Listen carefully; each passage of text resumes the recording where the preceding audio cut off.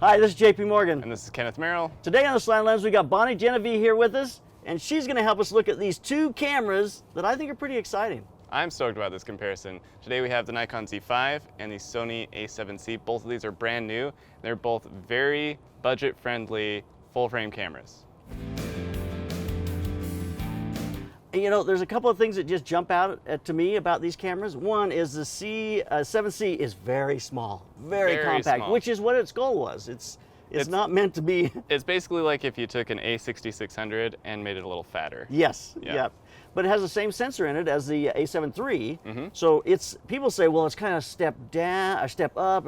It's really a step over to me. Yeah. It's kind of They it's seem like very kind of the similar. same camera roughly, just a different body. How about the Z5? The Nikon Z5 is interesting to me because Nikon is a very photography-focused brand. They haven't really emphasized as much the video features, or Sony, which just tries to pack all the features into the camera. Nikon seems pretty determined just to get the best photography experience out of it, and so I'm interested to see what they can do with like a $1,400 body.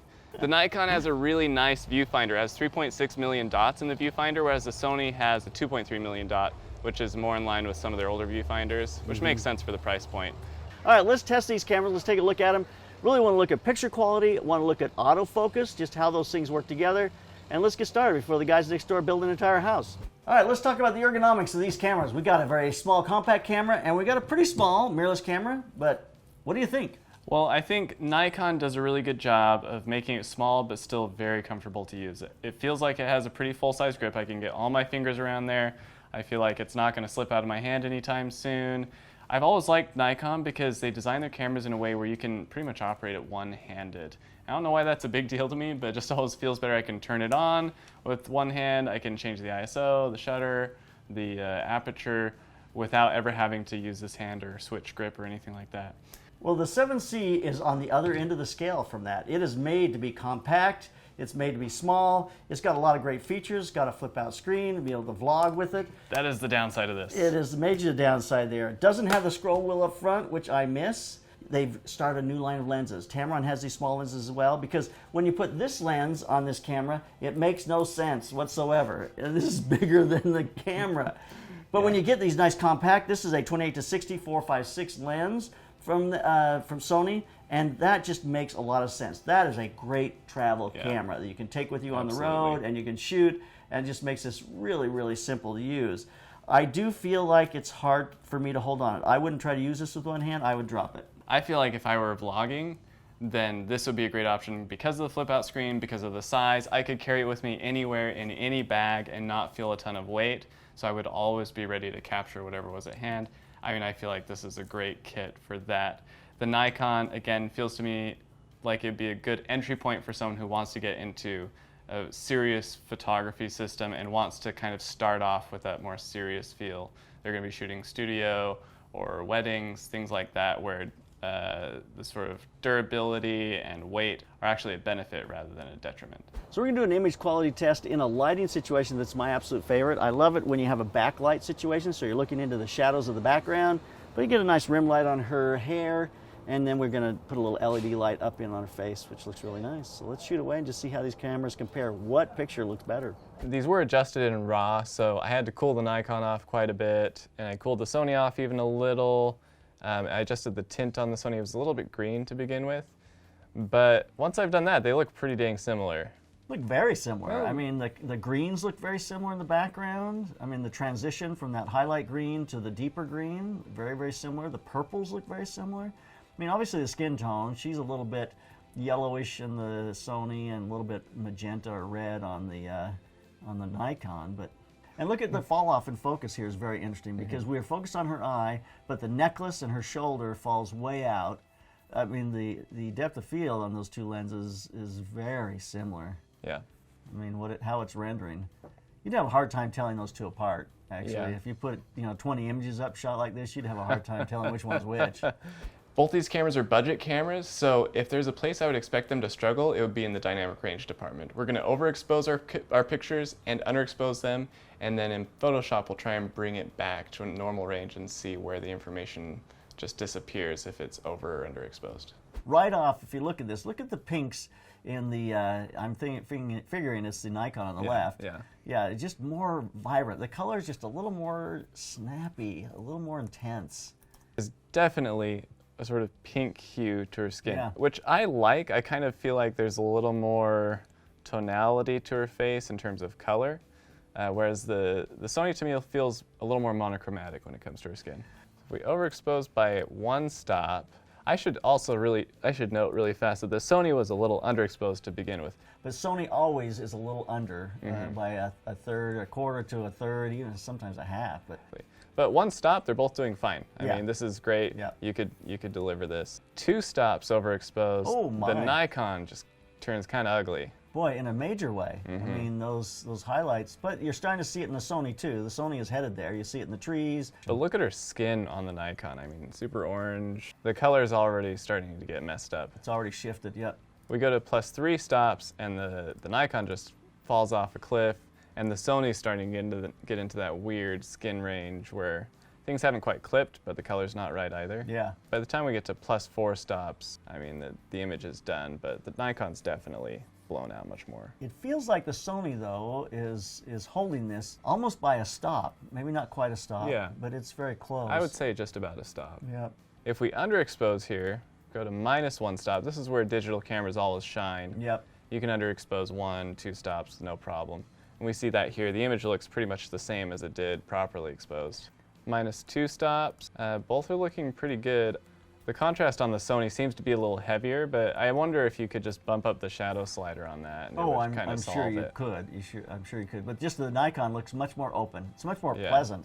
Yeah, the shadows in the Sony really do seem to be a lot darker. Here at -3 stops, though, I mean, everything is still looking pretty good. Look at her face; still looks amazing. It's a -3 stops. Yeah. Well, she's- they're both looking so. I mean, they're looking incredible. That Sony, you could open up those shadows a little bit without Yeah, any you problem. probably could. Here's -4 stops. It's just, it looks really good. Well, what I like about it when you bring this back like this, and that's really a good argument for underexposing in a situation like this by at least a stop, if not a little more, because you're exposing for the highlights and then you're bringing the shadows up, which makes this image a lot nicer. It collapses that dynamic range. And you can do a lot with it. I think -4 stops where we're at now is a little much. You're seeing a Yeah. lot more grit in the shadow side of her face. But at -2 stops, -3 stops even, I mean, you have plenty of information there. You really do. All right, -5 stops really fast. So let's take look at her shirt. Look at the colors all through the front of that green shirt That's on true. the Sony. Especially with the Sony, you're getting that blotchy magenta green look. You are seeing a little bit of it with the Nikon, not quite as bad, but Well, a you see little the bit. color all through her face there, but It feels like the Sony has like a 2/3 stop advantage over the Nikon with the highlights if you're going to overexpose it. But when it comes to underexposing, I feel like the Nikon has a little bit of an advantage there, so it might just come out in the wash. so it's kind of where they sit on the scale. Yeah. You know. Yeah. Just looking at the image, I tend to like the Nikon a little better, but I think that's taste more than anything. It really is, because both those are very, very nice images. So. Yeah.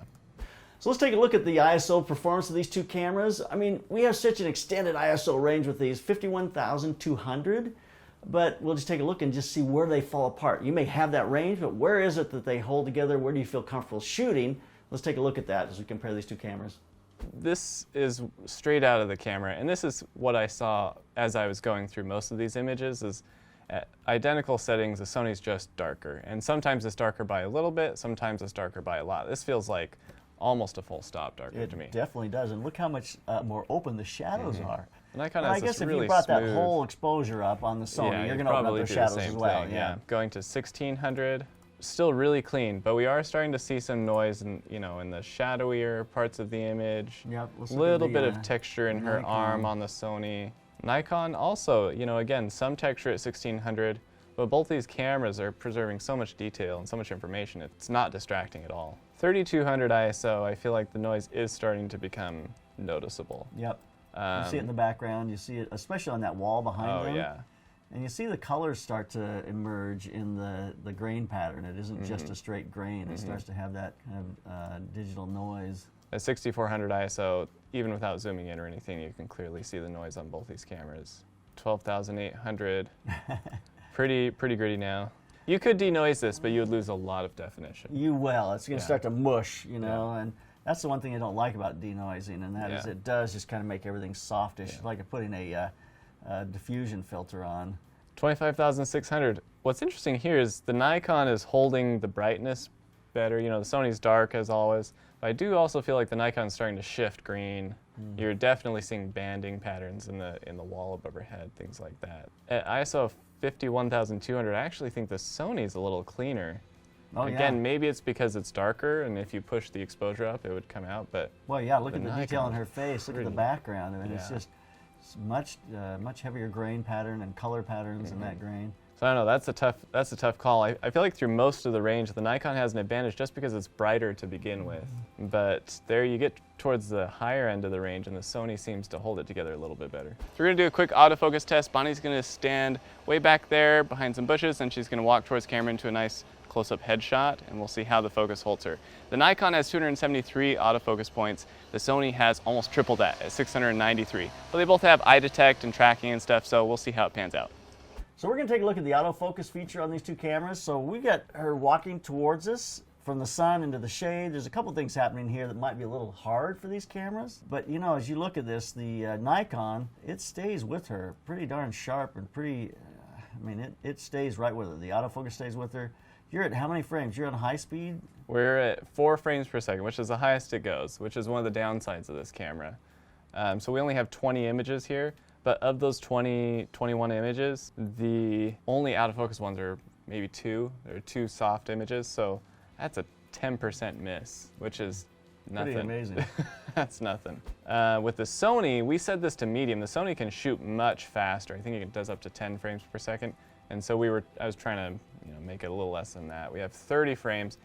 And again, it's maybe 2 or 3 misses, so roughly the same ratio with the Sony.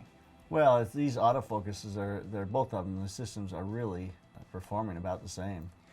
So I mean, autofocus is really, it's fascinating because it used to be a big issue of like, well, it's kind of good or kind of not good, but it's starting to be that most of these camera manufacturers, at least the big ones, have very reliable autofocus. It's great for movement. It's going to eye track.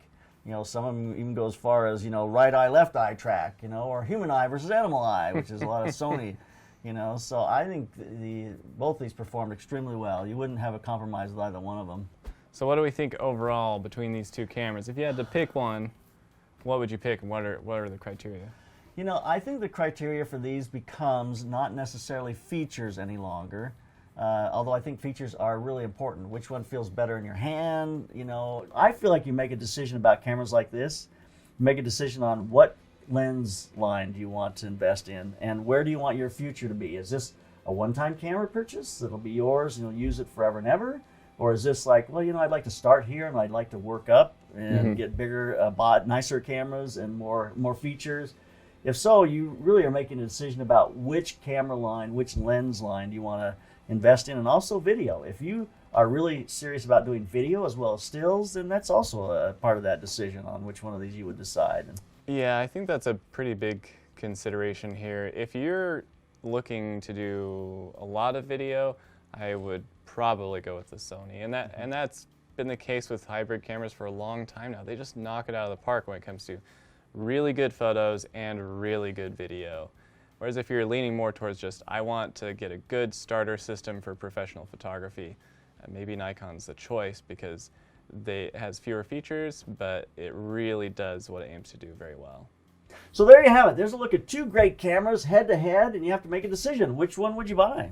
And leave us a comment. Let us know what you think. Let us know what you think we did wrong, if we should maybe alter our test anyway, or what other cameras should we get a hold of. There have been so many new announcements lately. I feel like we're losing all sorts of things in the shuffle, and we definitely want to get on that. So let us know what you want to see. We'll try and make it happen. Sure. Make sure you give us a comment below and keep those cameras rolling. And keep on clicking. And don't forget to subscribe.